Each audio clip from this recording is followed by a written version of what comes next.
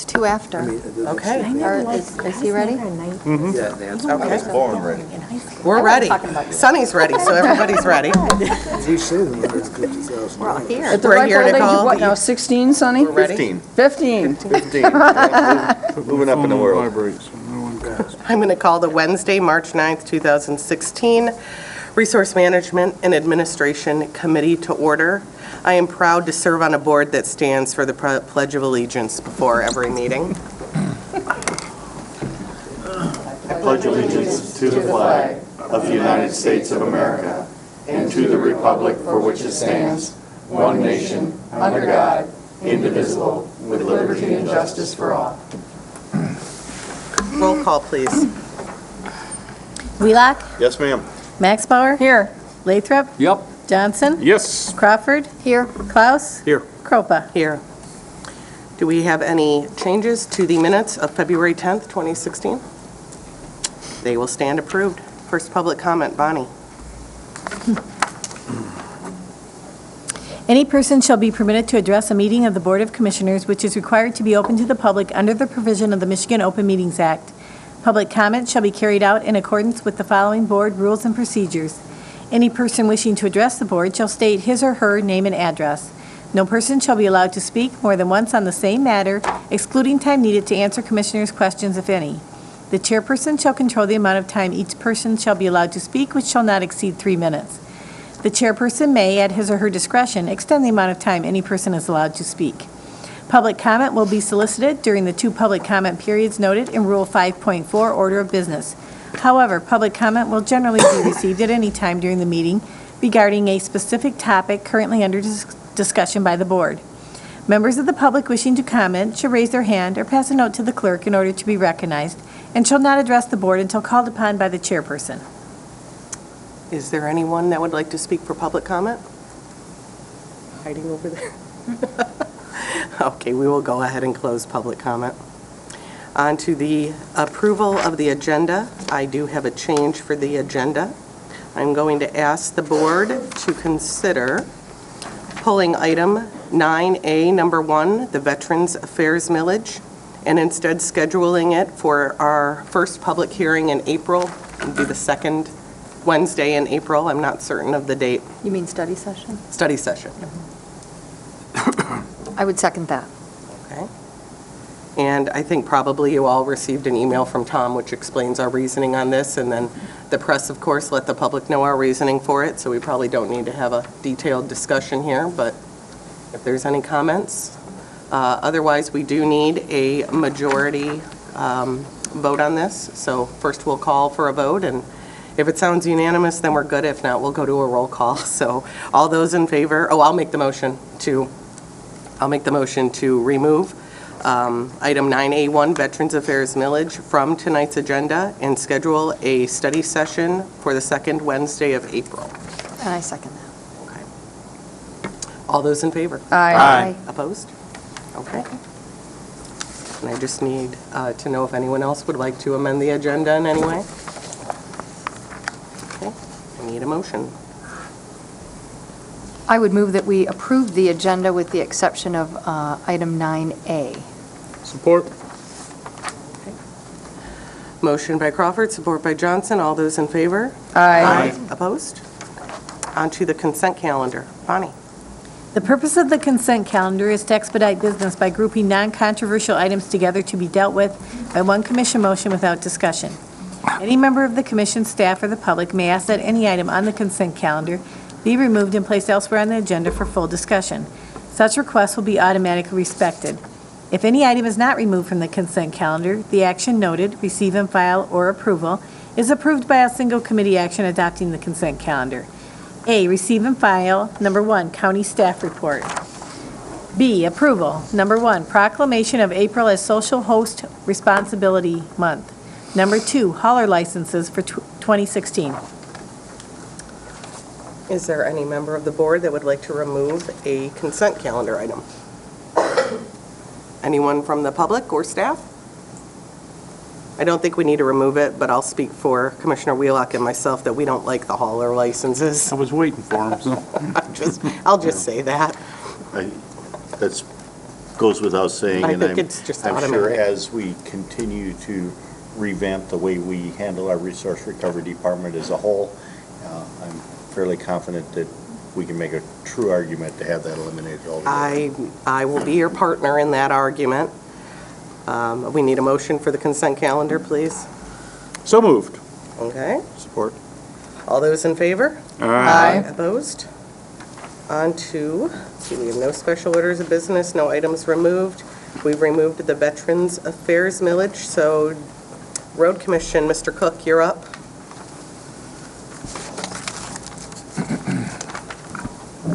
Good evening, Jim Cook, Grand Traverse County Road Commission. I am here to, one, review our report, if you'd like me to go over any items on that report, and then probably more importantly, we are here to request the board to consider putting our request for a millage renewal on the ballot, November ballot this year.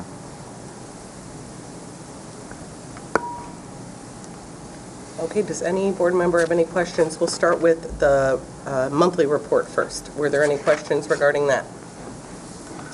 Okay, then we will move on to the request to approve the ballot language for the Road Commission millage renewal. And this is for the August primary? It'd be for the November. November election. general? Okay. Okay, does anyone have any questions? Madam Chairman, I would move to approve the putting of the road millage of 1 mil on the November 8, 2016 ballot for the purpose of improving our roadways. Support. Okay, and I think we may need to also say do we need to say the duration of the millage in the motion? Isn't that spelled out in the proposed language? I believe it is. Yeah. So our wording was okay on, Yeah, you can just move to approve it as presented. I think that's what Sunny said, okay? Yeah, and, I guess the comment that I'd like to make is I want to commend the Road Commission on the way they've utilized those funds. They've made significant improvements to the roadways in Grand Traverse County, making them safer for all of us to travel. Thank you. I think Dan was first, and then we'll go to Chris. Okay, the millage that you got in 14 lasts until the end of 16, am I correct? Well, actually, we got approval on it in 2013, and we actually, it was implemented in the year of 2013. So it carried us 13, 14, and 15. So, so this year's projects are, will be supplemented by that millage, those millage funds that we received for the 2015 year. So you will be spending some of that millage money in the year of 16? Yeah, we'll actually be spending all of 2015 millage money in 2016. Okay. I saw on the news that the federal government is going to give you some money starting in 17. Can you tell us about that? I mean the state government. Yeah, the for us that'll be maybe one of the educational challenges that we have, and that is, the state did come up with a road funding bill and eventually approved it. The governor signed it, and that's good news for us. Like a lot of things in government, it doesn't happen overnight, and so in 2021 we'll receive about $5.5 million more in MTF funding than we currently receive. But it won't start until 2017. We'll see about $1 million in 2017. It'll ramp up. It'll be late 2018, early 2019 before we see basically the equivalent of what we receive in the millage right now, which is about $3.5 million.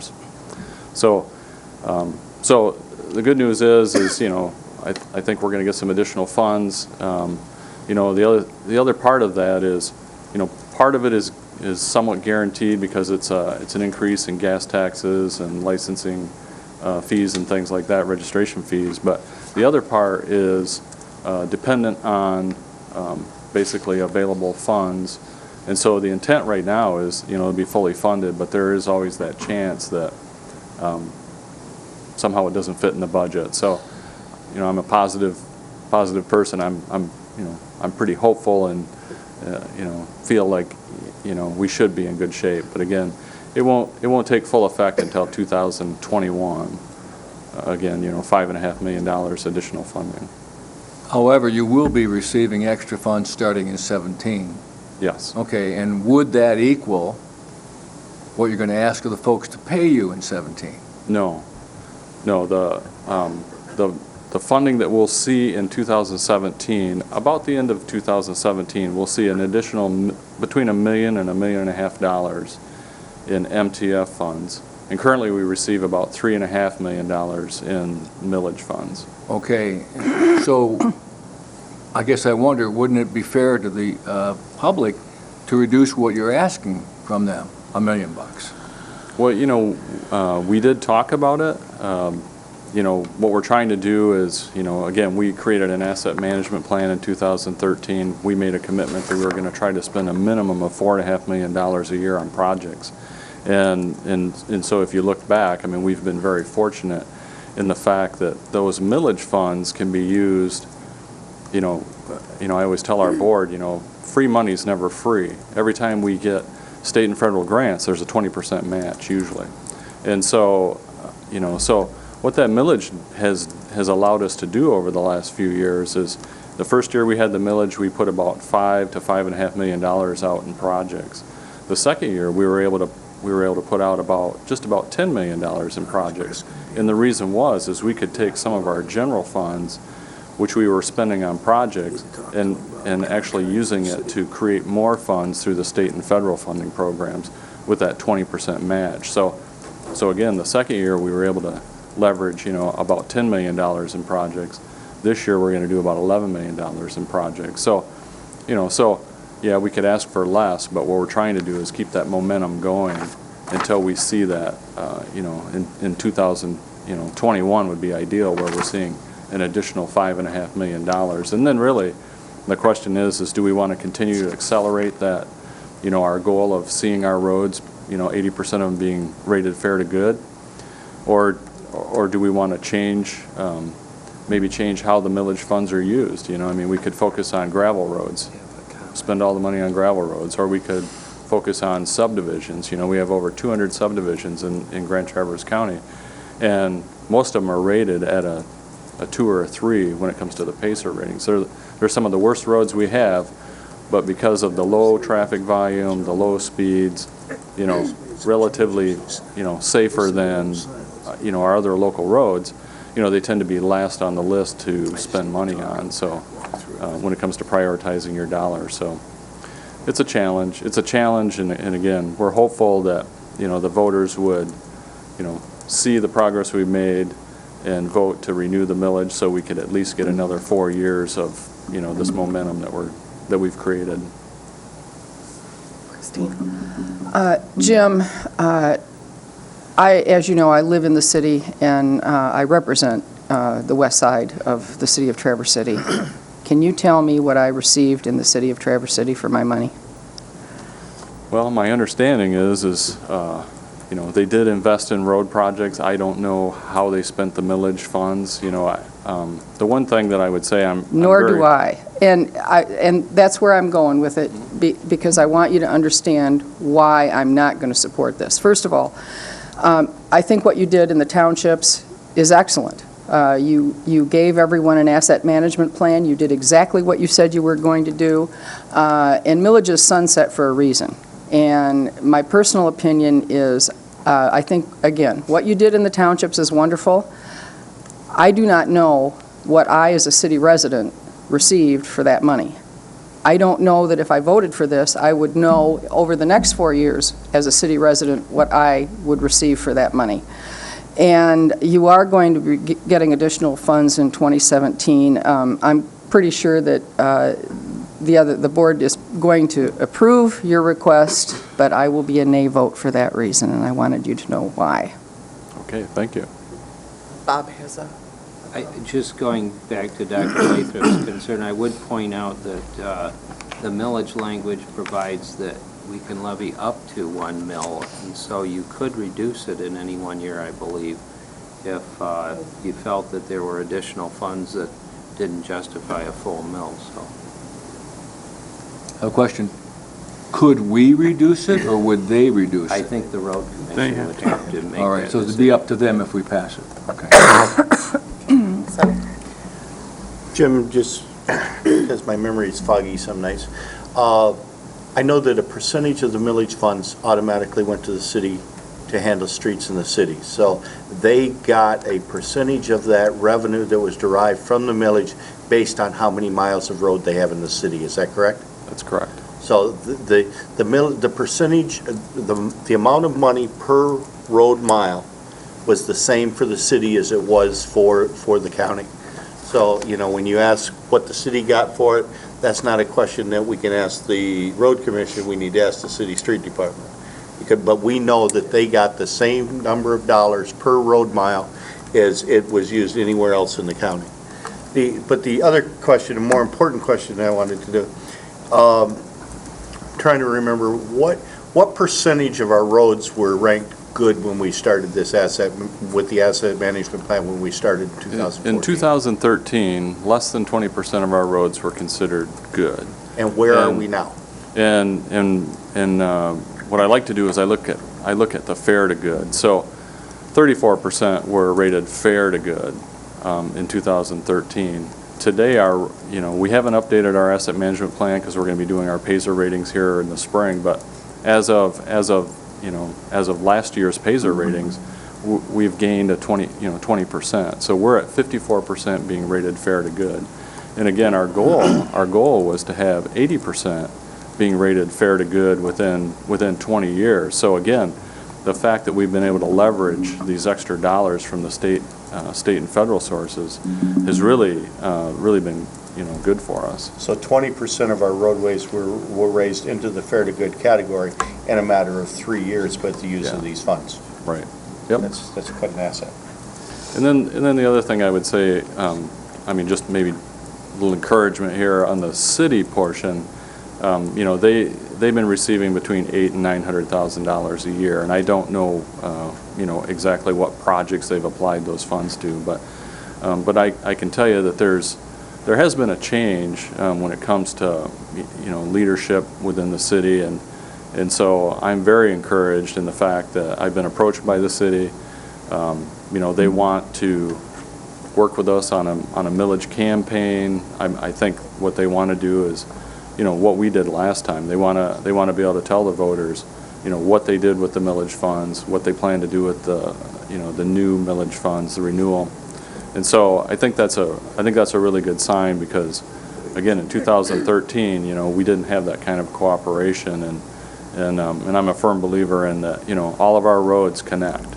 And so, there's no reason that we shouldn't be doing potentially some joint projects where we could get better pricing on both sides if we can extend that project into the city limits. And so I think that's encouraging that the city recognizes the value and wants to be more proactive in securing that millage.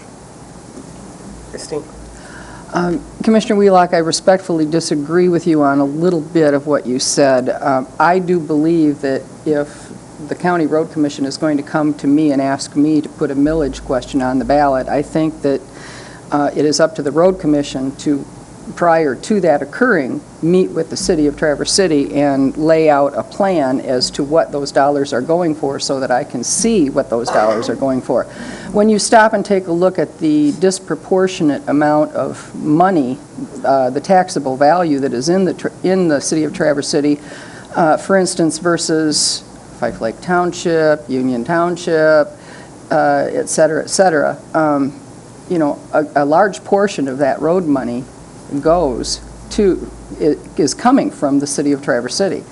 And I just simply want to see what the plan is for the money moving forward. And I've never seen one. So for that reason, I'm going to be a no. Is there any other commissioners that had questions before I do? No? Okay. I did check with our prosecutor to find out the legal requirements for the Board of Commissioners in approving ballot initiatives for the millages. which is why the veterans millage was removed, because when I found out what our job is, I knew I was going to have way more questions that people weren't prepared to answer. But I knew you were prepared to answer, so I will move forward with that. Our requirements are to approve the legal language that goes on the ballot and have our prosecutor's office look over that. Our job as the Board of Commissioners is to set the duration and to set the mills. And that was where it kind of hit me on the veterans millage, that I didn't know enough to make that kind of informed decision. So we defer to you because it's a renewal and your expertise on this to come to us. So I just need you to answer for me why the duration and why the specific dollar amount. The reason, last time we went with a 3-year, but we were off cycle with the general election. And so we were fortunate because I can't remember why there was a ballot initiative. The city usually has a election in November. You guys were on the election off with the years. TCAPS board and the city commissioners, I think. TCAPS is on the even years, Yeah, but but the it city was always then. has the odd year elections. Yeah, so ultimately, just from a cost savings perspective, we wanted to get on the general election cycle, and that's why we want to go 4 years this time. Is so if we were to ask for a renewal in the future, we would be on the general election cycle and not have to pay, for that process. And then the dollar amount is of interest to me based on, of course, the new legislation that was passed with the gas tax. You're looking to not only continue with the same dollar amount that you've had, but are you going higher? No. No. No, Okay. we're, when you get into the formula, it's always sort of a more or less thing, but basically our intention is the same, a 1 mil. Okay. This is a difficult one because with the veterans millage, we weigh in because it affects our general fund or doesn't. But I'm going to defer to my same opinion, which I've expressed to Bob, which is it's not my job to decide what people can or cannot make their choice at the ballot box on. As a resident, I'm thrilled with the road commission millage. As somebody that lives on one of the roads that was fixed, I'm really thrilled. But I'm not here as a citizen, I'm here as somebody representing the county general fund. This millage is something, part of an enterprise fund. You are the manager of that, and you have your own board that shows these dollar amounts and duration for a reason. So I am going to support this, but I do think that it's up to the citizens to choose and up to your group, and if you have a friends group, to explain to people why. I mean, that was a pretty unpopular vote that happened last year in the Michigan legislature to raise our gas tax. So I think there's an uphill battle to justify an equal road millage in the same year as that gas tax is taking place. But the fact that I don't believe that's my job sitting here, so I will support this tonight. Is there any other? Okay. This is not for immediate approval, so, but I know that we are going to have dissenting votes, so I'm going to ask for a roll call, please. Bonnie?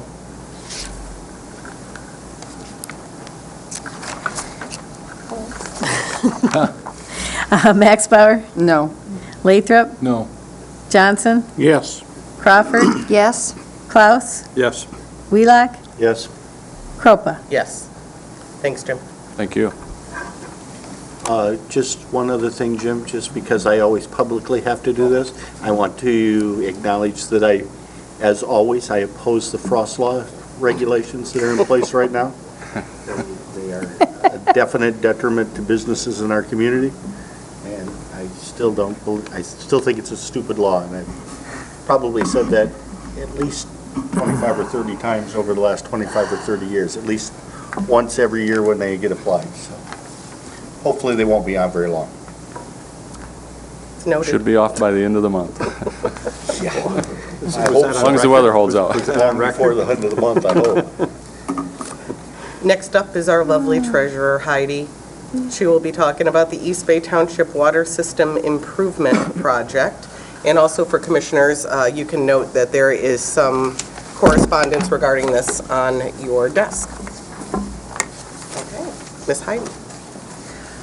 Here today, was approached by East Bay Township they would like to bond for a water tower, and got with bond counsel to see what that means. Basically, there are two things before you that we need you to approve: resolution approving the amendment to the contract and the amended bond resolution. It doesn't have any cost to the Grand Traverse County. It's basically, we're issuing our full faith and credit on behalf of East Bay Township. They will be assessing water fees to pay for the bond.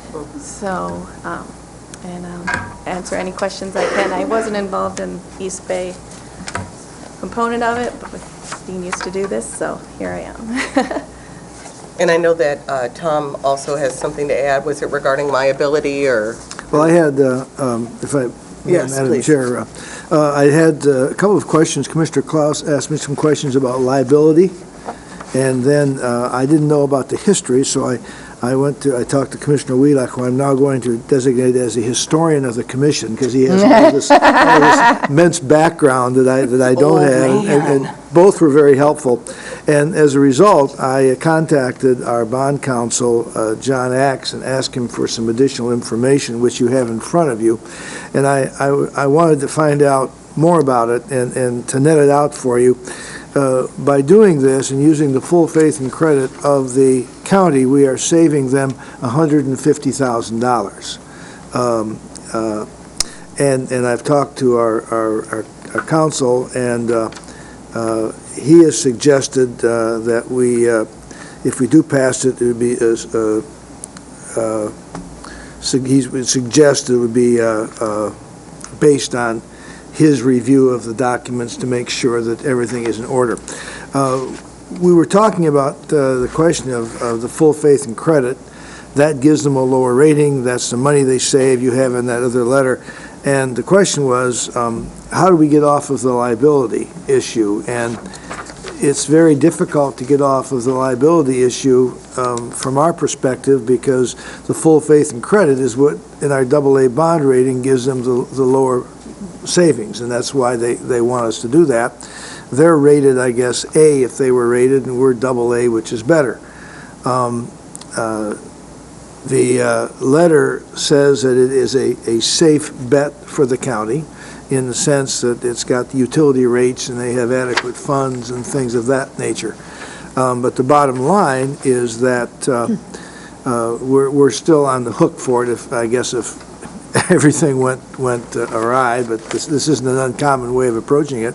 I did think that you might find of interest, and I just got this today, so you didn't have a chance to look at it, but it's a $5 million bond. Interest rates are good. We're saving them $150,000, but over 20 years, someone's making $1.7 million on a $5 million deal, which is a pretty good deal, and that is in your paperwork. If you it's a 34% return over 20 years, which is Can quite, we invest our retirement quite pensions? quite and attractive, because it's a $5 million bond, and the money earned on that is $1,778,747.92. So, I mean, I guess that's probably fairly standard, but I think the bond councils are doing quite well in this business. It looks like a 34% return over 20 years, guaranteed, with the township, utility rates, and the county is a good deal, I guess. But I just wanted you to be well aware of that.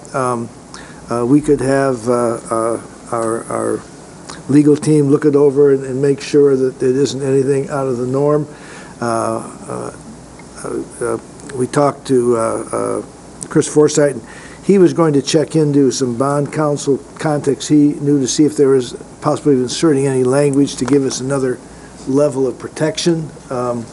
And he didn't get back to me yet today, but we just talked about it today, so this was kind of a short notice. So it's nothing out of the ordinary. It looks like it's fairly safe, but I did want to respond to Commissioner Klaus's questions about the liability issue, and we would be on the hook, but it looks like it's relatively safe in terms of utility rates and things of that nature. We did talk about, and Jen and I talked about that, inserting something that would say that if everything went awry, that they would then do a special assessment or something, but I don't know. These have come before you before, and It's just something that is pretty normal. The only thing that I looked at is that we get nothing out of it for the saving of the $150,000. So I just wanted to put on the table that as we go out to townships with a tight budget and ask for more collaboration in terms of helping us and some of the shared costs, I hope they remember that we've saved them a lot of money for all the things that you've done in the past and things like this. And so I would hope that the attitude of collaboration and partnering would be well aware that I just don't think people are aware how much money we actually save them. Munson Hospital bonds, all that stuff, it's just enormous, the amount of money that this county has saved people in this community and got nothing for it, but you should be doing it, I guess, as good citizens, but still, I think there should be a little bit more appreciation, and when we need things in tough times, maybe a little more partnering. One more, I just wanted to say, Bob had reminded me before that this isn't for immediate approval because there are probably changes that the prosecutors want to make. Was there anything that you needed to add, though, before they have questions, or we would be approving it based on maybe some changes that you would make? Yeah, just that, what Tom said, that we'd be looking at whether there's some way to protect the county from being the first one in line to pay if there is a problem that happens. This isn't something that we've done in the past with these bonding deals, but we're certainly willing to look at that. So. I would just want to mention, East Bay was part of the G5, which we had obviously an issue with the septage, and they stepped up. I mean, the county never had to step the G5. They all collaborated. They came in, and we paid off the bond early and actually are now earning interest on it. So. Okay. We'll start with Christine. The bond fees for this is absolutely ludicrous. 34%.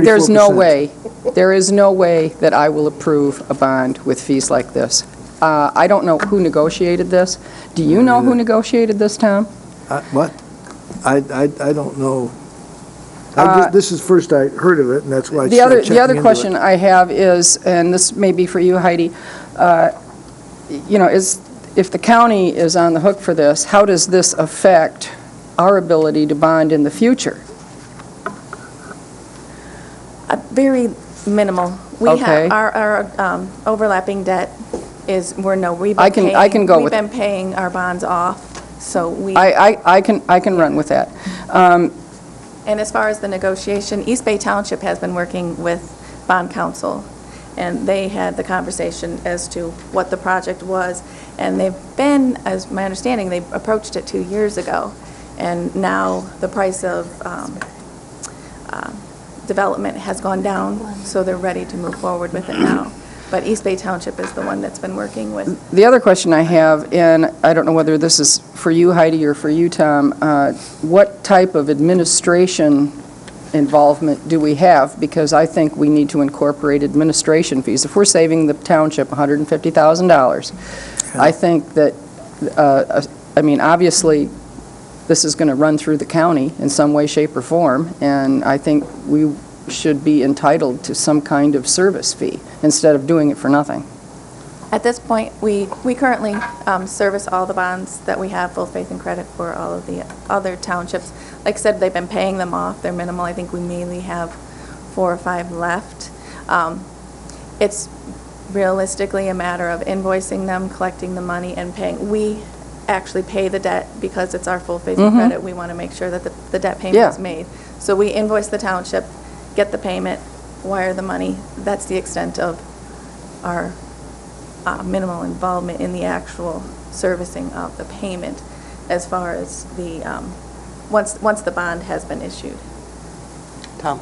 It doesn't seem like it is a great deal of work in terms of processing it, but I think, to your point, you would have a right to charge an administrative fee if you wanted to. I don't see any reason why you couldn't. You're paying bond counsel about $1.7 million, so I would think that anybody doing this in full faith and credit could charge a administrative fee if they wanted to, though we've not ever done that in the past. I'm not sure what you guys are looking at as far as the 1.7 million. Yeah, Fairly certain that doesn't go to bond council. I didn't get this to you, I'm sorry, I just got it this afternoon, but it was... That interest would be if whoever purchased the bond is getting that money, not bond council. Bond council's not getting the 1.7 No, million. it's No. the, That's it's the amount of interest that will be paid over. spread out, Yeah, yeah. My the kid's bond's going to go major. out. That's the amount of for bid. interest, That's what you're, And yeah, I like, that's paid to the people who buy the bond, and they get the 3% interest, And real- but they do have a fee. I'm sure that's just an estimate based on market rate at this time, because it's going to go out for bid. And so this will change once the winning bid comes in. It will, what you see there is The most debt likely service- not what's going to be finalized. The debt service schedule does break down the coupon percentage rate and what that would be over time, and it goes from 2 to 4%. That's what they're paying on the people who invest in the coupon back.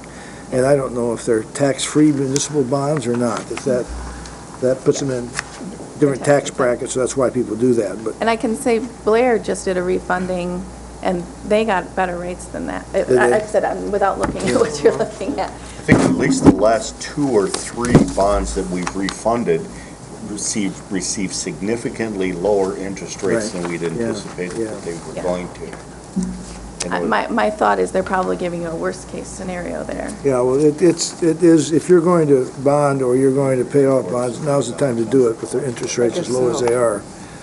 But anyway, I just wanted to give you more information and for your own edification, and that provides that, and so, any other commissioners, questions for any of them? Sonny? Well, whether we do the motion first or after. I guess. We didn't do it yet. The discussion that I would have is that these type of things are for infrastructure improvements to this community. Now, whether it be in East Bay Township or Garfield Township or Paradise Township, these are infrastructure improvements that the county has historically bonded to benefit the citizens of our community. Tom and Jen and I had a long conversation this morning about, the whole DPW arrangement and how we got to where we are. This is truly a collaboration of 5 townships, actually 6 with Elmwood, that are involved, but they're making all the decisions, they're paying all the bills, but they're doing it with county employees. So we need to make sure that we're covering the legacy costs of those kind of things also, and that's another discussion that we're going to have as we drill down throughout this budget and we talk about all the different items that we're involved in. We need to make sure that we're making sure that the citizens of the community as a whole are being made whole. So, I think it's important. This is an important improvement to the infrastructure of our community, and therefore I will move to approve the resolution for bond council for the East Bay Charter Township water system improvement as outlined. And pending approval. Obviously, this is not going to be for immediate effect, because we're going to have to send this out to bond council, and it's going to go out for bids. It's not coming back all to of the that board, other is it? good stuff. And Mr. Cooney's going to It'll get to weigh come in. back at the It'll final come back, meeting of the okay. month. Do we have a second? Second. Okay. Moved by Wheelock, support by Johnson. Do we have any other discussion? I'm going to ask for a roll call since we aren't unanimous. Lathrop, Yes. Johnson, Yes. Crawford, Yes. Klaus, Yes. Wheelock, Yes. Max Bauer, No. Kropa. Yes. Thank Thank you, you. Heidi. Okay, I'll give her my copy. we are on to, the typical. There you go. It Yeah, has to it's fall happened. every meeting, my broken case. We are on to county administration, the resource recovery discussion. Jen, are you doing this, or is Tom? That'll be me. That'll be you. I was going to say, if it's him, then you're on anyway. No, staff is The resource requesting, recovery is yes. Sonny won't like it. He might. Let's hear about it first. He might. staff is I like requesting it. that the board approve a 3-year agreement with Iris Waste Diversion Specialist to provide coordination of the household hazardous waste program and the recycling education services. We are asking for immediate effect so that work can begin and we can schedule an April household hazardous waste collection day. Staff issued a RFP in January, and an interdepartmental work group was formed. Members of the health department, finance, HR, and county administration worked and put together the RFP, issued it, and then came together to evaluate the RFP. We received 2 bids, or 2 proposals that came back, and through our evaluation process, we determined that Iris Waste Diversion Specialist was the most qualified and could perform the services that we were looking for. The experience of Iris is well known. She's has a team that has over 75 years of experience. They've served in Manistee County, the Mid-Michigan Waste Authority, and the Resource Recovery and Recycling Authority of Southwest Oakland County, amongst many others. She definitely has an experience and passion for the work and is committed to providing us with the data and information that we need to be able to understand our resource recovery program, what it's doing, what it's done, and how it can be improved in the future. There were 2 parts of the RFP that were not responded to and that we did not accept the responses on, and that was on the brush drop-off. We are currently in discussions with the city because that brush site has both the city and the county brush located on it. So we'll be working with them to see if we can come to an agreement on how to streamline that, essentially making it easier for citizens as well as for us as local units of government. And then there was also a request to have someone coordinate the solid waste plan amendment that was necessary based on the board action last year. We're still working through that process. I think it's possible that staff and county administration be able to coordinate and work with that group. I'm also told through the network of waste advocates and people that there is some state legislation that's working to perhaps change how that solid waste plan might be amended to make it more of an easier process so that we can do it quicker and not have it drag on for several years. But that is in the works, so we'll be continuing to review what's necessary and working with council on that. In the back, there's a spreadsheet that just kind of shows the objectives that we're looking at completing over years 1 through 3. Those are expected to evolve as we go through this process based upon the data and information that Sarah Archer is able to come up with. I'd be happy to answer any questions. I do have one question for Bob. I think when we first discussed this last year, it may have been you that mentioned the updating of the solid waste plan. That's what she was referencing this group looking into, so that was the same discussion that we had? Yes. Okay. But I think Chris was involved with that.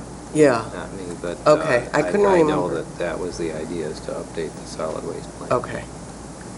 Okay, do we have any questions? I think a couple things. One, we need to look at the solid waste plan because there's separate documents in that plan. You know, there are things that are required by the law, and then there are other items that are just included in the plan. The problem is when you start to amend the solid waste plan, you have to appoint a 15-member citizen committee. It's a pretty lengthy process. We went through it about 4 years ago, and it's a pretty involved program. You know, I think in this particular case, and I haven't read the plan for probably 6 months at least since we had this last discussion, but I think we can get by without making a significant amendment or even probably a technical amendment to the solid waste plan itself. We can just change the way we do business a little bit and designate it. The county board is always going to be the overseer of what's designated in the plan as the Solid Waste Advisory Board or Resource Recovery Council, as it was called the last go-round. The county board is always going to have the authority to oversee that board, so there wasn't a problem when we eliminated that Resource Recovery Council and brought it back before this board could be the oversight. It's a complicated document. The legislation that allows for the document is complicated. It's also one of those things that the state said the counties are responsible to update their plan every 5 years, but that legislation that required that also said the state was going to provide funding to facilitate that, And we haven't seen any money since we wrote the first one probably in the mid-'70s. So there's, a lot of stuff going on with that. My concern with this 3-year contract personally is that I believe there's still a lot of things that we should be evaluating about our resource recovery operation, if you will. I've said for a long time, we should be promoting recycling, we shouldn't be doing the recycling. And there's some things in our solid waste plan, and there's some things in this RFP that I'm not sure we want to continue to still do. So I want to know if we can still renegotiate that with her during that 3-year period. And I will tell you that I've had multiple discussions with the lady at Iris. There's no one in the state of Michigan that's more qualified to professionally operate this program than she is. There's no question in my mind about that. So I have no problem with the vendor that's been selected. The only thing I'm questioning is whether the timing is appropriate, if we should evaluate our resource recovery program before we do this. And that's one of the things that she's committed to doing is evaluating what we've done in the past and then where we want to go in the future and providing a path to be able to do that, as well as some performance outcomes about, what is our rate of recycling? Are we reducing the amount of waste that's actually going to the landfill? So those are, and she has much more data that, she'll be able to gather and put together. And I think by the end of year 1, we'll have a really nice, solid plan with some recommendations that guides us in the direction. And we can bring that, to you to review and to update. We are highly successful in our diversion rates. We absolutely are. But they're always going to be market driven. It's just like today, right now, scrap steel's worth about $15 a ton. A year and a half ago, it was nearly $300 a ton. Well, when it's $300 a ton, they'll pull every piece out of it that they can to sell it for scrap. But when it's $15 a ton, it's too labor intensive to recycle it. Christine. I would move to approve a 3-year agreement with Iris Waste Diversion Specialist to provide coordination of the Household Hazardous Waste Program and recycling education services at a cost not to exceed $87,000 in fiscal year 2016, and to authorize the board chair to sign the agreement with immediate effect. Support. Okay, Dan? Support. Okay. I do have a couple questions. The funding is fully covered by the fees. That is correct. This is a complete enterprise fund. There are no general fund dollars that fund this. And the benchmarks that you had, who is our point person with this contractor? Is it you? I will be working with Sarah on this, Okay. yes. So you'll be able to come to the board and let us know what benchmarks have been raised? Absolutely. And also an update on your efforts with the city would be great to hear about at the brush drop-off site. I think it's a great idea, and I'm kind of glad to see it was singled out from this proposal and looked at separately. So that's great. I just want to thank Jen for her work on this. Our goal when we first started this discussion was to make household hazardous waste easier and more convenient for people who wanted to properly dispose of it. And this is the first step towards that goal. So thank you. It wasn't just me or other members of the departments too. It couldn't have been done without their help, so. Anyone else at all? Okay. We have a motion and a second. All those in favor? Aye. Approval. Oh, it is, isn't it? It is. We just voted to immediately approve having Bonnie read the roll call. Johnson? Yes. Crawford? Yes. Klaus? Yes. Wheelock? Yes. Maxbauer? Yes. Lathrop? Yes. Kropa? Yes. Just to note for the record, Commissioner Wheelock voted for something for immediate approval. That was Jen and I had a long conversation this morning about the recycled battery component that's still in this plan, because that's a project that costs us a lot of money. Because we not only have to pay for the disposal of the batteries, but we're contracted to GPI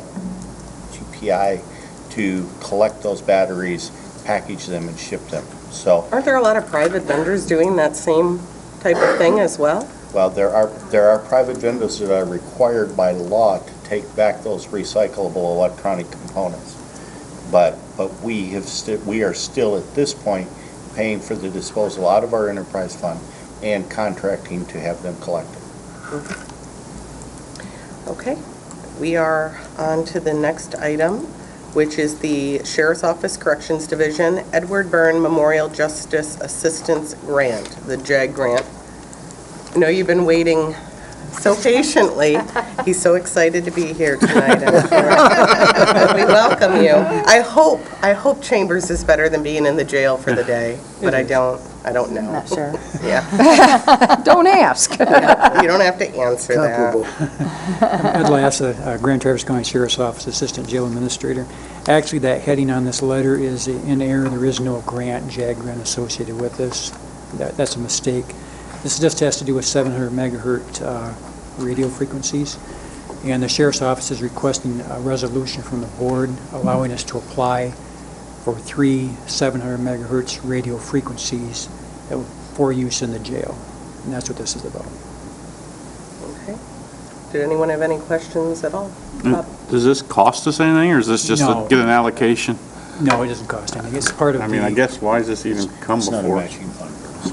You know? I'm not sure. It's part of the licensing procedure. It has to go before the board. Okay. Yeah. It's the licensing folks that require you to I mean, this pass a seems like- resolution. FCC requires that we approve it. I know. Oh. All right, I move that we, how do you want to call this then?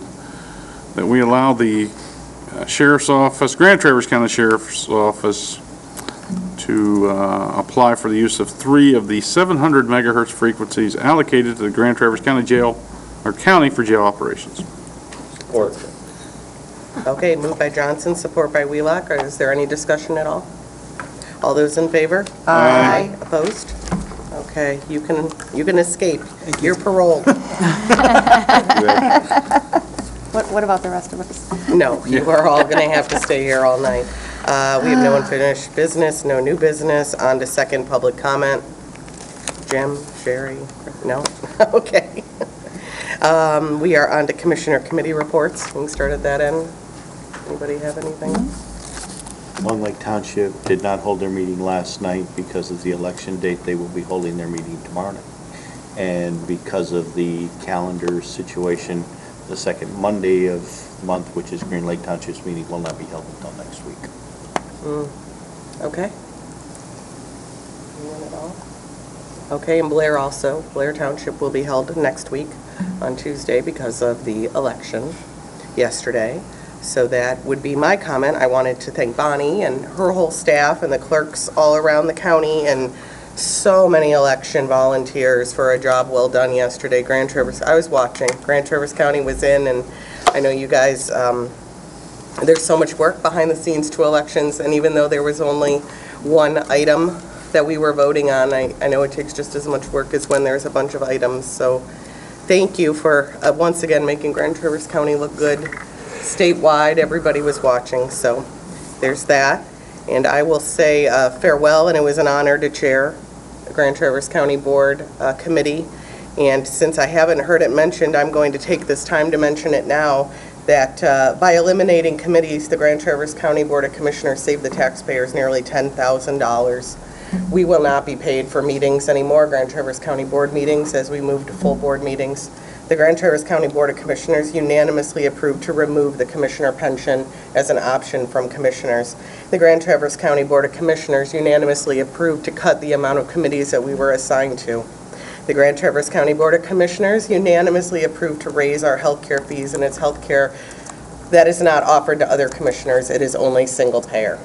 And the Grand Traverse County Board of Commissioners has done a lot to reduce the budget of our department. And while we look at a lot of cuts and a lot of fees and a lot of changes, I haven't seen it mentioned.